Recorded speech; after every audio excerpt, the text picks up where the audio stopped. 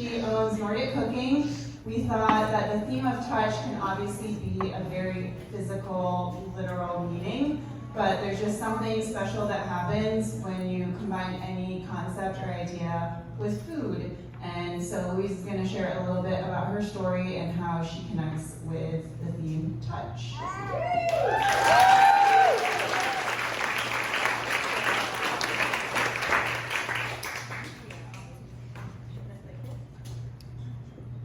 Hi guys, good morning.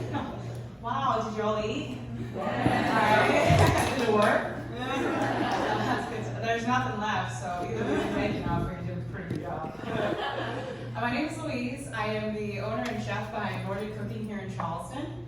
Before we get started, I just want to see if you can raise your hand. How many of you have met me in person before? That's not enough. How many of you have had my food before? Catered meal boxes, it could be anything. I know today doesn't count, but that's good. That's good. How many of you have been to one of my cooking classes? We need to work on that one as well. That's great. Good. And then, how many of you have been to Copenhagen? So more people have been to Copenhagen than my cooking class. We can also work on that, for sure. Well, to give it away, of course, my name is Louise, and I am from Copenhagen area. If I said in Europe that I was from Copenhagen, they would ask where in Copenhagen, and I would have to admit it was 3 hours outside Copenhagen. And if Denmark is really small, that doesn't really count, because you're not from Copenhagen. You're from the farmer side. You're from Jonathan. What are you talking about? So, but anyways, it's fine when they put the screen behind me so I can't see anything here. Here we go. Anyways, we're going to start out a little bit giving some background on Nordic Cooking. So we are a fully sustainable company, or at least we try to be here in Charleston. And what does that mean exactly? We operate plant-based, which is our first step into sustainability, but we also try and limit all use of plastic. We recycle as much as we can and also compost as much as possible for us. So that's our whole element. And it's a very natural part for me to dive into that step because in Copenhagen, if you've been there, you'll notice that they have like 7 trash cans and they sort all their trash, they burn their trash to heat their houses. It's pretty wild. So imagine me in 2019 moving here being like, what? Berkeley County say they do it by hand? Wow. Our vision and mission is that we're trying really hard to help Charleston in a way to open up that plant-based community a little bit. When I came here the first time, I was a little surprised because I didn't think the plant-based community was as strong as I had hoped for, especially in an ocean city where we care about the turtles and we like to surf and all that. But that's why I'm here now. We're going to make that statement really hardcore. And then also, I'm gluten-free. And that was a tough thing for me moving here because there were more limited options when we moved here, but now it's a little bit better and we're working on it, okay? And of course we're doing it because if we continue on the path we are, I know we all don't like hearing this, but we can't continue just eating meat 3 times a day and throwing away plastic in the way that we are. We have to start taking care of our environment a little bit better way. So what we do is that we do that and show people that it's very possible to have something beautiful, delicious, and most people probably wouldn't think when they saw it like, oh, this is definitely plant-based, or this is definitely gluten-free, but it is. So that's what we're trying to do. And we offer, of course, food class catering and then also restaurant consulting, if anybody's here. So why is it so important for me in particular with the sustainability? This comes from my upbringing a little bit. So growing up in Denmark, one thing that was always a big part of how we lived is we had a little vegetable garden. We used what we had. We lived by a zero waste policy, which meant that in our house, leftovers could last for like 5-7 days sometimes. And my mom and dad would just keep spicing it up. You wouldn't believe what I have had. My mom, I think, used to call it empty the fridge day. And it could be anything from rice to lasagna and peas mixed together. And she pulled it off. I will say I've definitely elevated her cooking skills and now can do a little bit more with lasagna, rice, and peas. But she's grateful for that because now I have to cook everything when I go home. Another thing that's super important in my heart when it comes to sustainability is that there's multiple levels to sustainability. There's both the environment, but there's also the sustainability within us. There is our There's business sustainability, there's sustainability when it comes to our economy, and I do believe in friendships as well and have a sort of sustainability too. So I work really hard in my life in general to create sustainability on all levels. We talk a lot about this in our cooking classes because I think one thing I get met with a lot when I say plant-based is just so good and it's so easy and it's cheap. People are like, it's definitely not cheap. I've tried, it's expensive, and I don't know how I would do it for my family of 4. Well, in my classes we go through that because it's actually cheaper, and I will show you how in my next class. Perfect, that's me right there. Oh yeah, very little. And it's just a little picture of how peaceful it was, except it beat me as a child. I got to sit in a little bed that was always for dolls. And ate ice cream most of my days and strawberries fresh from the garden. It was a very organic way to grow up, and for most kids in Denmark, it's still how they do it. Even kindergartens in Denmark are outside. They call them raw kindergartens. So you go to kindergarten and you basically are in the woods all day. You are chronically having a cold. That's the downside to it, but you do get to eat whatever you find, and that could also be bugs, ringworms. But mostly you get to eat berries. They sow all kinds of things throughout the woods that you can find when you're little, so you learn a lot about nature growing up very naturally. And the most important part is free, so I don't know. I was just finding a daycare for my son Jack, who is now 9 months. And I was very overwhelmed with the prices. $1,600 for him to live in a little shed with barbed wire. I have to call my mom and be like, that's not right, is it? But we're working on it also. That's another thing on my to-do list. Traditional Danish food. So the food you see up here is a little bit about what I grew up on, really. So all the way to the left, you have open-faced sandwiches. Now, if you've been to Copenhagen, you've definitely seen these. It's a piece of rye bread, very, very heavy in the grain and gluten. It's topped with butter, and then it has cold cuts on top, and not just a little bit. We're talking, the rule is there has to be more cold cuts, and so you can't see the bread. That's the deal. So the cold cuts will be about this tall, the bread is like this thin, okay? It's a lot, but very popular. And then comes the toppings, the mayo, the pickles, you name it. We grew up on this. It's very heavy to eat, okay?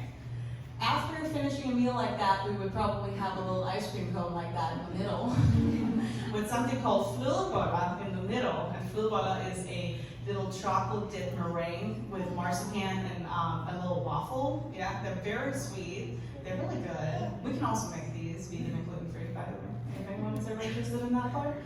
And then all the way to the right, our biggest export in Denmark, pork, of course, flæskesteg, as we like to call it. It is what we eat for Christmas, it's what we eat for Easter, it's what we eat every Sunday. It has all kinds of sides like potatoes, gravy, more potatoes and more gravy. And if you're really wild, you eat the fat in between the top and the meat. Yeah, that's if you're really wild. And most people are really wild. So after growing up on stuff like that, it's definitely not unlikely that people need a little bit more fresh stuff. But how do we eat this food? This is another thing that I think is very important in the way that I do my life, but also the way I do my business. There is a Danish word called hygge, and how many have heard that word before? Wow, good, good. See, this word is essential. I do believe that my culture and my country is built on this word. Hygge is a feeling. It's really hard to pinpoint in English exactly what the translation would be, but the closest we can get is cozy. But I want you all to imagine this. Imagine that you are just coming home, it's raining outside, it's a little chilly, you walk inside, you take all your wet clothes off, put your very comfy pajamas on, you're home alone, you light a few candles because it's so dark outside, and you turn on that show on Netflix that nobody wants to watch but you. You're kind of embarrassed to admit that you were watching it, you understand, and you get a glass of red wine, whatever it is, something that is just for you, and then you bundle up on that couch and you feel that hug right there, right? That's the moment of hygge. And everything in Denmark is based on that. All to how restaurants sell their products and sell their venues. There's candles lit everywhere in Denmark. The average household in Denmark lights 5 candles or more every single night. That's why candles are very cheap in Denmark. I was very surprised at how expensive they are here. On Amazon, $12 for a pillow. And you're like, what? They're $1 in Denmark. This is wild. So yes, I do travel with them, which is probably a bit more expensive and not very sustainable, but it happens. The dining room table, in that sense too, comes into play in a very important way. And in a Danish household, it's very common you will see a massive dining room table and no couch. And you might wonder, but the couch, what are we going to do? But you see a TV on the wall. They hang around this dining room table at all times. And this dining room table is the centerpiece of the family. This is where the sustainability in the family comes in. This is where we bring everybody. This is where you sit down, you share good news, you share bad news. You just talk about your day, small, big, but everything happens around that table. It's almost like a conference meeting every time. And it's important for us. And in our house, I keep pointing at Sean. He's like staring right at me, like he knows. We meet around that table every day as well. And even my friends, when they come to my house, they sit at that table. They know the couches. We don't do that. It's the dining room table.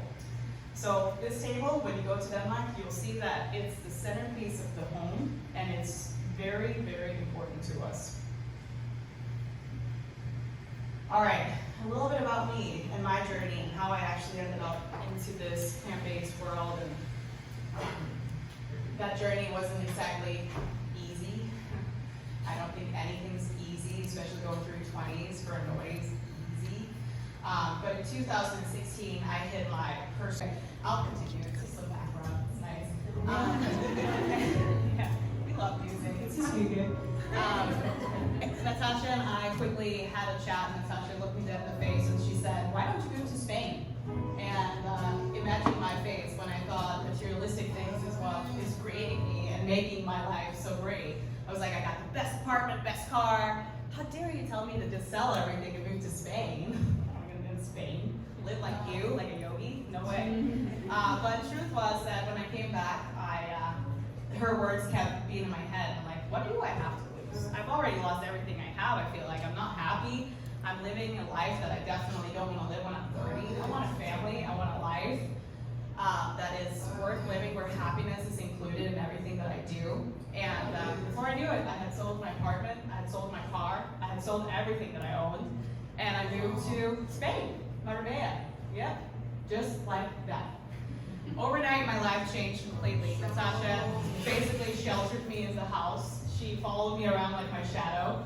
Overnight, I went alcohol-free, gluten-free, dairy-free. You name it. I was completely vegan overnight. Yeah, of course. I went into shock, safe to say. There was not even a cake to enjoy anywhere. There was nothing. And is it working or not? Cool. And I went into a pretty severe detox phase, obviously. I was like a drug addict looking for food. I realized how addicted I was to the food I was eating, the alcohol I was drinking, all the stimulants basically. And Natasha would constantly be like, I'm gonna go for a walk. She's like, I'm gonna come with you. And okay, that was not my plan. And I'm gonna go to this, class regarding something that I really like. So she was like, oh yeah, me too, I'd like to go. Yeah, there was really no way out of escaping Natasha, and she was the person that saved my life. She held on to me, and for 3 months, we tried to figure out what was going on with my health. And the weirdest part was that my stomach was still big. I looked like I was pregnant, and I really wasn't.